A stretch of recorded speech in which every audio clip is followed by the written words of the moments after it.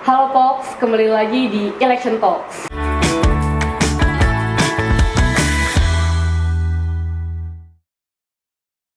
Ini di episode kali ini yang kelima, kita akan membahas mengenai Cawapres. Jadi terakhir banget kita bersama Mas Wasis itu membicarakan bahwa kita masih berada di waiting game.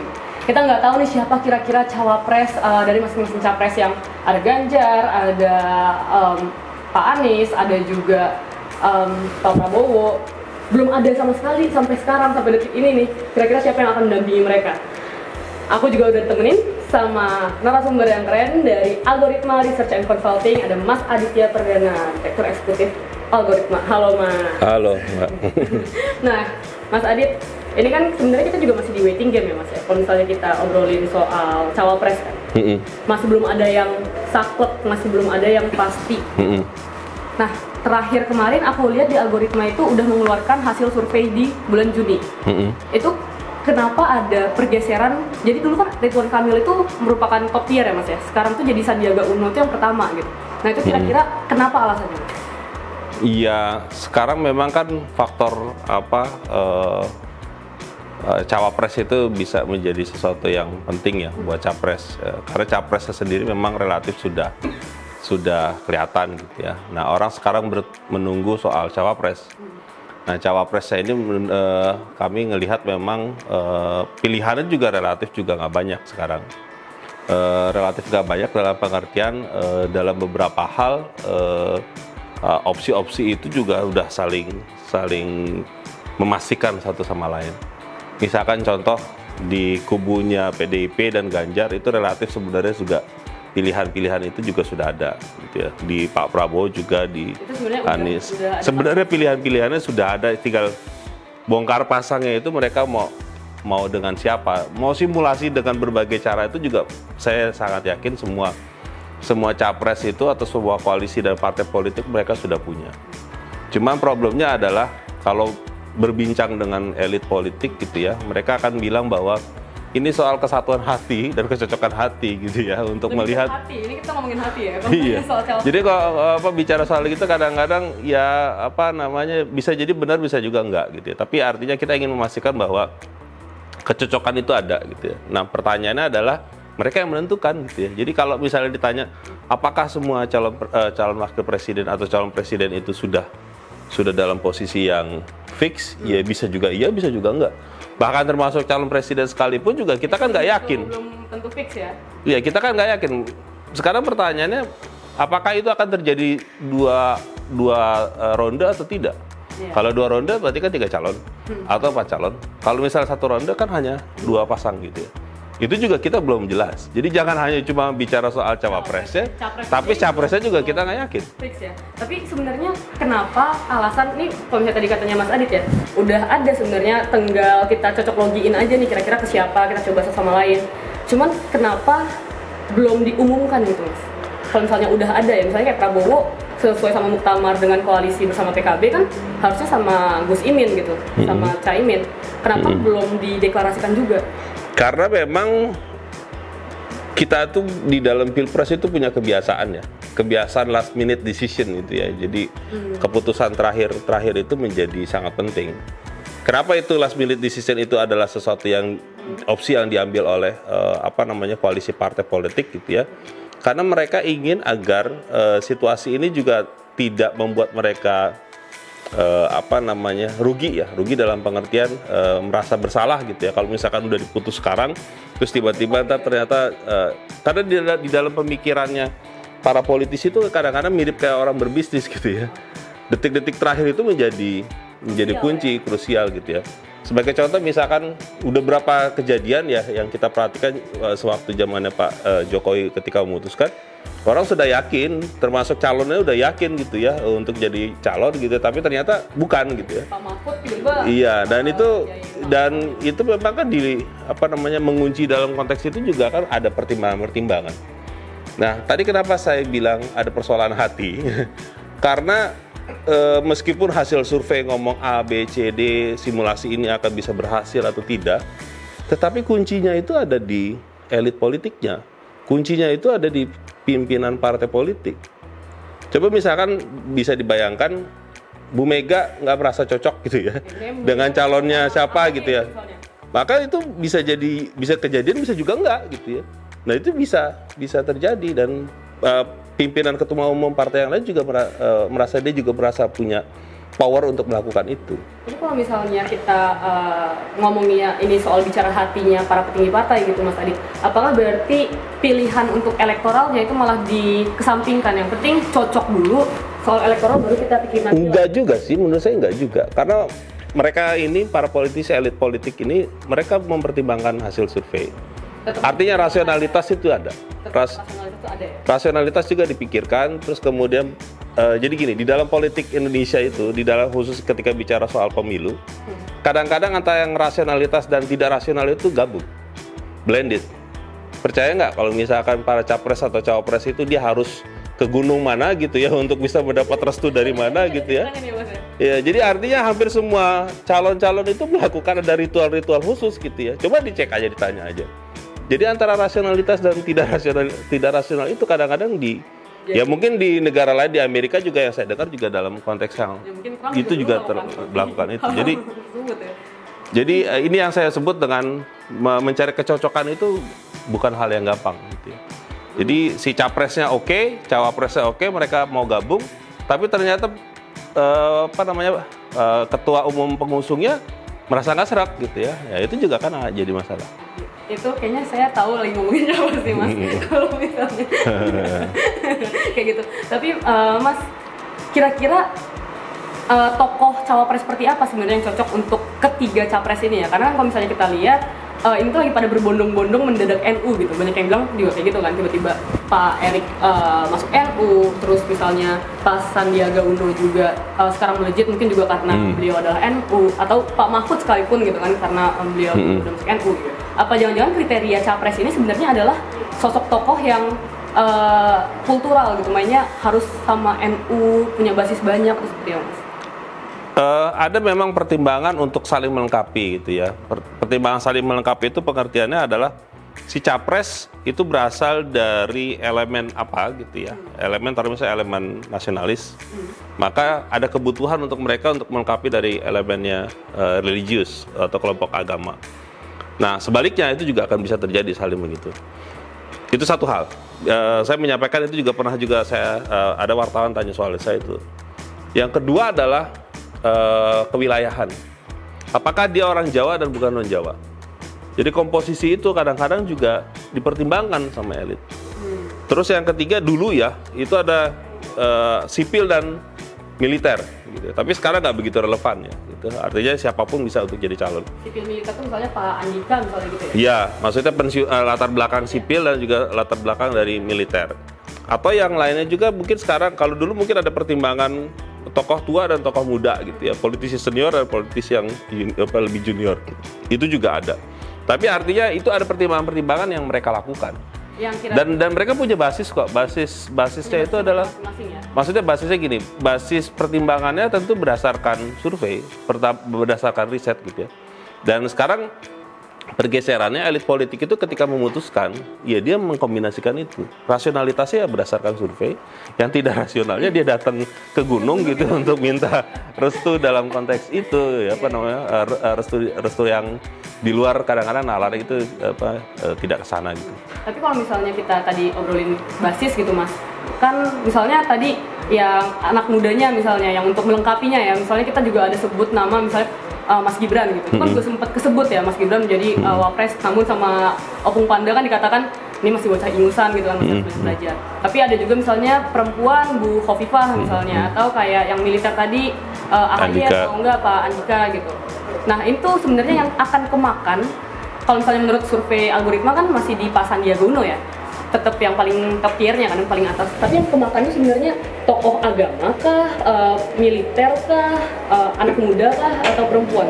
Itu relatif hampir sama ya. Jadi yang punya kecenderungannya latar belakang capres dan cawapres itu kombinasinya memang bisa berasal dari dia punya latar belakang kepala daerah, tentara atau militer gitu ya, terus kemudian pejabat, menteri gitu ya dan sebagainya. Dan rasanya di latar belakang capres itu rasanya yang latar belakang ketua umum partai itu kecil banget gitu ya. Jadi saya kemarin sambil diskusi, jangan-jangan ketua umum partai ini nggak populer, lebih baik jadi kepala daerah aja untuk bisa lebih populer.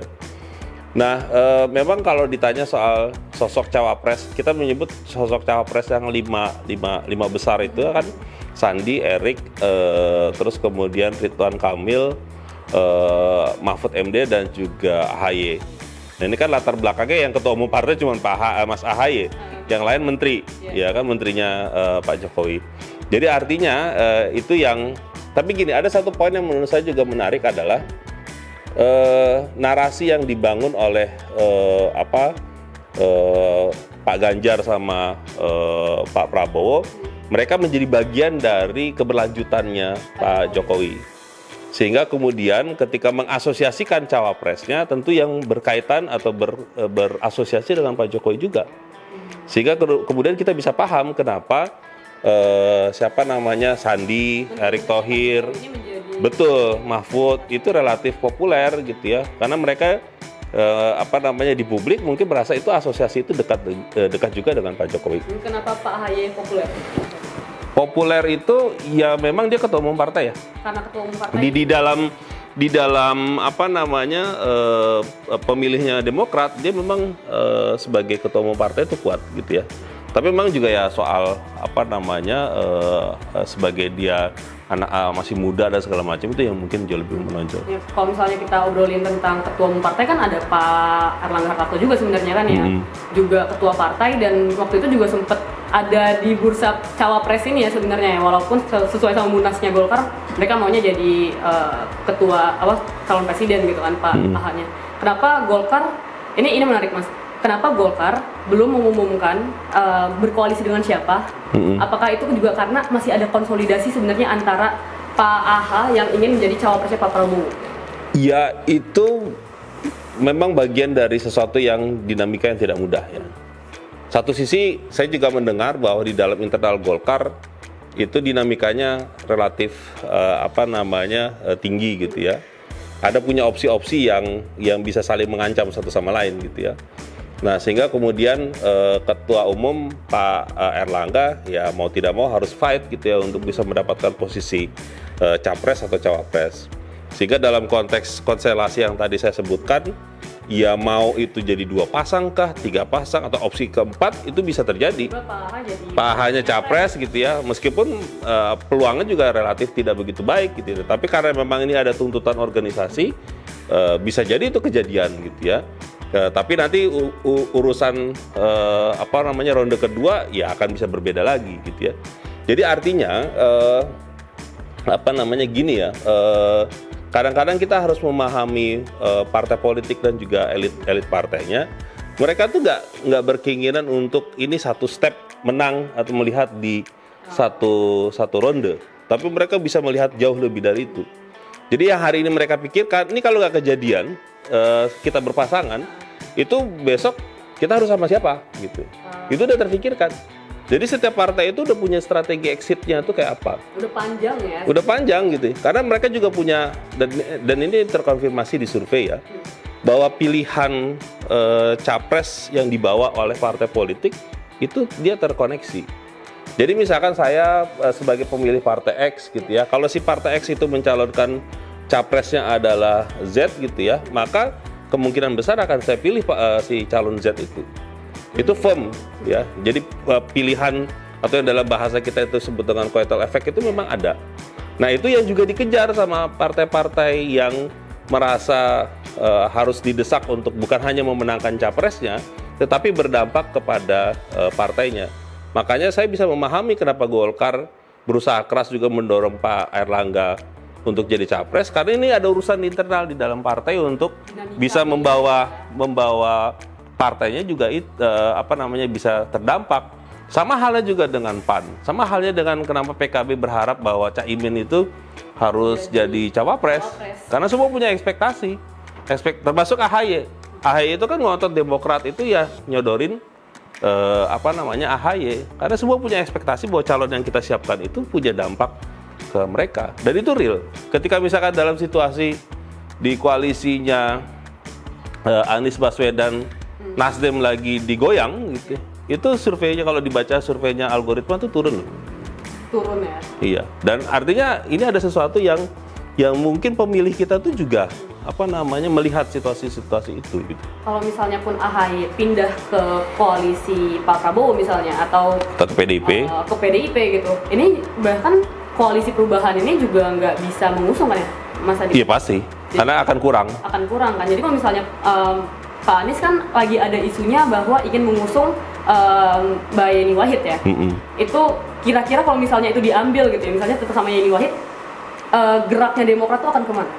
Ya masalahnya gini ya, dalam konteks kita bicara realitas di hasil simulasi survei itu, AHY itu adalah pilihan yang paling rasional dan paling memungkinkan. Pak Anies ini ya? Ya, karena potensinya relatif baik gitu ya, ketimbang misalkan Yeni Wahid yang kita belum tahu gitu ya, belum beredar namanya. Usung sama PSI. Tapi persoalannya apa, beredar nggak tuh namanya dan kemudian lumayan signifikan nggak? Kayak misalkan Pak Erlangga Hartarto juga kan tidak mudah juga gitu meskipun, tapi kan ada strategi-strategi yang juga mau dibangun gitu. Nah pertanyaannya apa hal itu juga mau sama dibangun juga di koalisinya perubahan gitu ya. Jadi artinya ya ini persoalan yang tidak mudah ya. Jadi saya selalu mengatakan bahwa yang kita bicarakan adalah sesuatu yang belum jelas, karena yang orang partai juga membicarakan juga sesuatu yang gak jelas juga. Itu menurut saya adalah ya ini forum yang mereka juga masih muter dan kita juga ikutan muter juga. Gimana ya Mas? Kayak ini capres sudah ada nih, tapi cawapresnya belum. Apakah jangan-jangan kita akan dapat surprise lagi sama kayak pas 2019? Dugaan saya begitu. Oh akan seperti itu ya? Dugaan saya akan begitu. Surprise karena udah ada beberapa yang keluar tanggal. Tapi memang meskipun keluar tanggal sekalipun juga nggak ada jaminan. Kan kemarin kita sudah di zong juga untuk beberapa kali keluar tanggal, tapi kan nggak ada kejadian apapun. Politik sekarang ya Mas. Iya. Jadi artinya gini, elit politik itu memang berhitungnya cermat ya. Cermat itu dalam pengertian ya ada banyak aspek dan mereka tidak ingin buru-buru gitu ya. Kalau dalam bahasanya Pak Jokowi jangan kesusu gitu ya. Ojo kesusu gitu ya. Itu memang jadi bahan yang dipikirkan secara serius. Karena kalau mereka salah langkah itu memang dampaknya juga tidak main-main gitu ya. Karena ini kan menyangkut soal logistik, ini menyangkut soal persiapan-persiapan lain, meskipun ya harus disadari juga bahwa kampanye kita besok itu relatif pendek ya, cuma 75 hari. Sementara pada sisi yang lain untuk bisa mengenalkan sampai calon itu sampai ke level desa, kampung gitu ya, itu memang butuh waktu yang juga tidak cepat itu harus lama gitu ya. Dan ini memang hitungannya juga betul. Satu sisi memang perlu juga untuk dikencangkan kalau seandainya si capresnya itu dia punya elektabilitasnya udah sangat baik. Kayak Pak Jokowi di periode kedua itu kan dia merasa nggak ada masalah mau pilih Mahfud MD ataupun Ma'ruf Amin karena udah tinggi.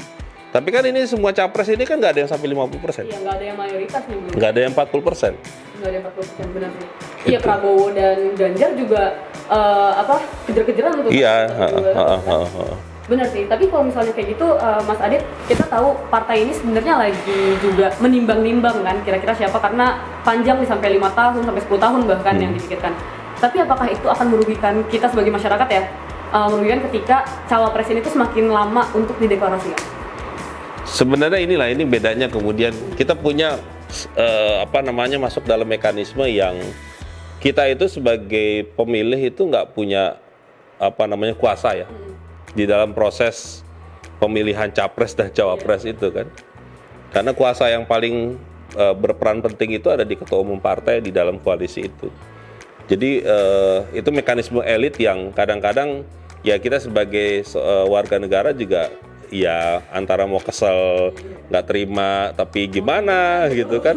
Terus kemudian kita dipaksakan di kertas suara ya orangnya ini gitu ya, padahal dalam hati ya nggak suka-suka juga, nggak akan dibeli. Pas 2019 kemarin iya. Saya udah suka di Mahfud MD. Tapi ternyata berubah gitu kan. Iya, dapat zong atau dapat apa gitu kan. Kan nggak ini juga. Nah itu artinya kita memang punya keterbatasan itu ya.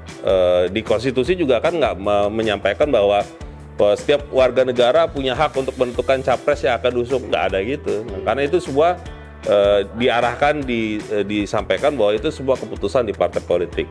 Nah, sementara di kita, di pemilih, itu merasa bahwa partai politik juga nggak kita percaya-percaya amat gitu ya untuk menentukan. Lembaga yang paling tidak dipercaya. Iya, nah itu yang kemudian kan jadi semacam kontradiksi ya. Nah itu soal apa namanya perdebatan di konstitusi yang menurut saya juga nggak apa namanya banyak hal yang menurut. Tapi artinya gini, yang bisa dilakukan tentu adalah soal menagih janji kemudian ya. Ketika misalkan kita merasa bahwa yang diputuskan oleh partai politik itu tidak tepat, maka ya ketika mereka sudah nanti jalan gitu ya, sudah berkampanye, ya ditagih aja komitmen-komitmennya ketika mau jadi itu kayak apa dan sebagainya.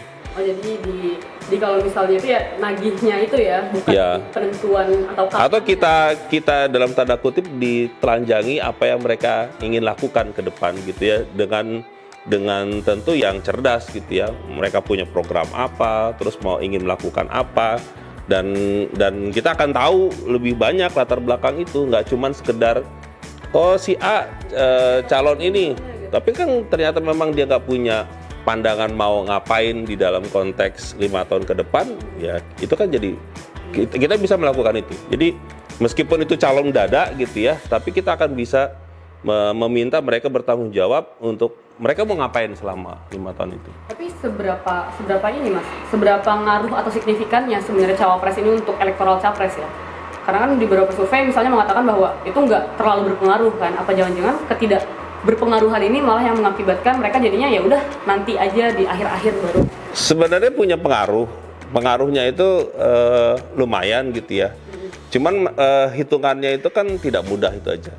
Dan balik lagi ke kesepakatan yang juga membicarakan bukan hanya soal kecocokan gitu ya, tapi juga membicarakan soal komitmen nanti selama 5 tahun kita berbagi kekuasaan untuk apa, berbagi apa namanya kue itu dalam konteks yang seperti apa, dan selama masa kampanye kita berbaginya juga seperti apa. Nah itu kan soal tanggung jawab, dan persoalan yang seperti itu menurut saya juga nggak gampang. Nggak bisa kemudian saya yang bertanggung jawab sebagai untuk menyelesaikan itu, nggak ada gitu. Itu pasti akan apa namanya harus berbagi, karena kerja di dalam apa namanya kampanye itu ya dia harus berbarengan gitu. Iya, berarti sebenarnya itu berpengaruh, tapi ya emang nggak mudah untuk hitung-hitungannya ya. Betul. Karena pada ngomonginnya ya di pemilu 19 kemarin kan Pak Jokowi saking udah besarnya ya suaranya, jadi mau pindah ke Pak Mahfud dan ke... Kan konteks hal yang sama kalau kita bandingkan sama Pak SBY, kenapa Pak SBY milih Budiono, itu hal yang sama.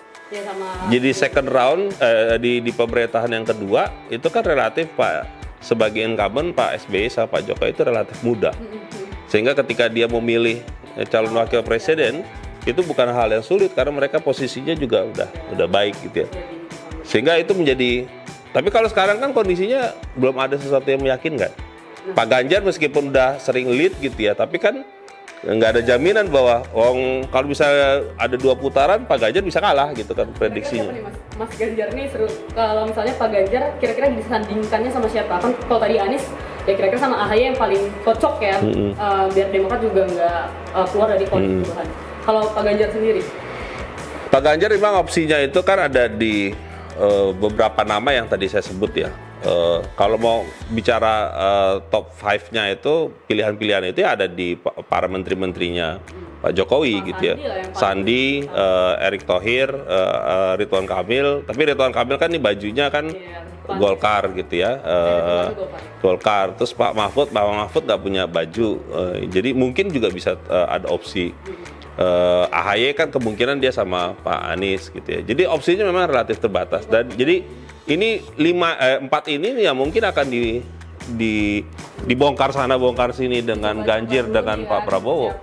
Oh. Gitu. Oke. Nah, kan kalau misalnya yang dan plus Caimin ketua PKB. Caimin kan mungkin ke Pak Prabowo atau ke Ganjar, ada kemungkinan? Iya bisa juga. Kalau misalnya ternyata ada sesuatu yang mentok di koalisi itu kan sekarang mereka sudah saling intip-intipkan, dan bahkan PKB yang saya baca juga ini udah mulai mengancam PAN karena semangat dorongin Erick Thohir gitu kan. PKB-nya baru masuk udah mau digarda terdepan. Iya, jadi memang Ya makanya ini kan dinamikanya juga nggak gampang gitu ya. Artinya ada kemungkinan bahkan ya. ya opsinya masih sangat terbuka gitu ya. Dan mereka juga berpikir ini kalau misalkan pasang sini, ini yang kayak gini gimana, peluangnya gimana, itu saling berhitung.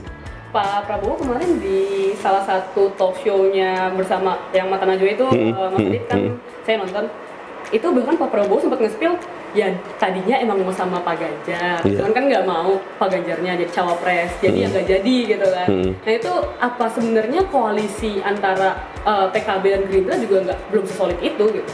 Ya, karena ada opsi yang pengen disampaikan bahwa Pak Prabowo itu dimungkinkan juga untuk satu paket sama Pak Ganjar gitu ya. Sebelum Pak Ganjar diumumkan oleh Bu Mega. Sesudah adanya koalisi PKB dan Gerindra kan? Iya, tapi dalam konteks itu kan apapun masih bisa terjadi gitu ya. Jadi dalam kacamatanya itu bisa aja dilakukan. Sehingga kemudian akan muncul dua pasang misalkan. Ganjar Prabowo dan melawan Anies misalkan AHY misalkan. Tapi itu kan seperti tadi Pak Prabowo bilang, ya itu tadinya. Tapi kita juga nggak tahu juga apa yang terjadi nanti. Ini semua kita nggak tahu ya Mas Adit. Betul. Tapi oke, kalau misalnya Ganjar tadi aku coba kerucutin ya Mas. Yang mungkin banget itu kan P3 yang karena udah juga mengusung Pak Ganjar ya. Jadi Pak Sandiaga Uno misalnya. Terus Pak Erik nih sebenarnya masih ada kemungkinan juga nih PAN ya untuk berada di PDIP gitu. Berarti ada siapa aja tadi? Pak Mahfud, Erik sama Sandi. Kalau misalnya di Prabowo, ya ada Caimin dari PKB, terus kemudian Erick Thohir dengan PAN. Kalaupun Pak Erlangga mau dimasukkan, gabung di situ bisa juga gitu ya. Pak AHA ya, tapi gimana dengan cawapres perempuan, Mas Adit? Kalau misalnya kita lihat ada sosok Bu Khofifah juga yang kuat di Jawa Timur, sosok menteri juga pas zamannya Gus Dur kan. Terus kira-kira memungkinkan nggak kalau misalnya Pak Prabowo ini malah mengambil suaranya Bu Khofifah yang di Jawa Timur itu? Itu juga ideal ya. Ideal dalam pengertian itu bisa dilakukan gitu. Tapi pertanyaannya adalah yang saya dengar itu upaya seperti itu juga relatif redup ya. Artinya tadinya saya juga dengar informasi bahwa Bu Khofifah itu karena NU juga kan? Iya, betul. Tapi belakangan itu relatif redup ya. Artinya peluang itu sudah tidak begitu dominan gitu ya. Tapi kita nggak tahu juga gitu ya. Tapi opsi itu memang kalau bisa dibaca di hasil survei itu relatif baik ya. Jadi pemilih besar itu memang ada di Jawa, ya, Jawa Barat, Jawa Tengah dan Jawa Timur gitu ya. Dan kompetisinya itu memang ketat di situ. Pilihan cawapres itu akan jadi memang merepresentasikan atau bisa menarik suara dari kelompok-kelompok itu. Aku sempat berharap pengennya sih ada ceweknya ya. Perempuan ya? Ada perempuannya gitu untuk. Ya memang pilihannya juga opsinya nggak begitu banyak ya. Begitu banyak ya. Yang terdengar waktu itu sempat Bu Puan ya yang udah sempat lama. Tapi itu cawapres. Capres ya. Oh itu Bu Puan. Tapi Bu Puan juga yang tidak berkeinginan untuk memilih juga besar gitu kan. Gitu. Nah, oke, ini terakhir Mas Adit. Ya. Kira-kira karena kita masih di waiting game lagi ya sebenarnya ya. Dan ya mungkin tokoh-tokoh partai politik juga lagi ngomongin hal yang sama kayak kita gitu. Kira-kira siapa nih yang bisa kita cocokin salah satu dari masing-masing capres ini? Aku terutama sebagai anak muda gitu misalnya, apa yang sekarang nih bisa kita lakuin gitu Mas Adit? Apakah kita ya udah wait and see aja karena itu bukan di ranah kita untuk menentukan, atau kita sebenarnya bisa untuk mendesak agar partai politik ini segera mengumumkan, jadi kita bisa ngedesainnya juga lebih cepat Mas? Yang bisa dilakukan menurut saya adalah gini ya, ada satu sisi yang menurut saya tidak fair dalam konteks bongkar pasang koalisi ini kan yang diperbincangkan hanya orang. Tapi tidak diperbincangkan soal mereka mau punya niat apa untuk Indonesia 5 tahun ke depan. Gagasan, ide, program, visi dan segala macam untuk Indonesia ke depan. Memang ada narasinya, narasi soal keberlanjutan dan narasi perubahan. Tetapi mau membreakdown itu menjadi sebuah program itu nggak ada. Jadi silakan tagih ke mereka. Ya Usi ya. Silakan tagih ke mereka, para calon-calon presiden itu. So what gitu loh dari soal keberlanjutan, apa yang mau diinginkan dari keberlanjutan Presiden Jokowi. Kalau mau berubah, rubahnya apa gitu ya. Rubahnya mau konteksnya yang bagaimana. mau 180 derajat atau mau sedikit yang dirubah. Dikit aja udah berubah kan? Iya makanya. Nah itu yang menurut saya itu perlu untuk Yang ditagih ya. Tagih ya. Jadi daripada kita untuk menagih siapa nih cawapres pasangannya, Betul. mending kita tagih dulu gagasan apa atau Iya, apa yang betul. sama capres-capres ini. Gitu. Betul. Jadi itu adalah pesan-pesan terakhir Direktur Algoritma Research and Consulting.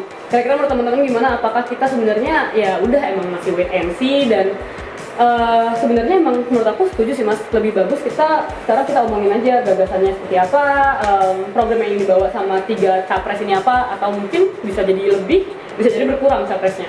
Dan sampai jumpa di episode berikutnya.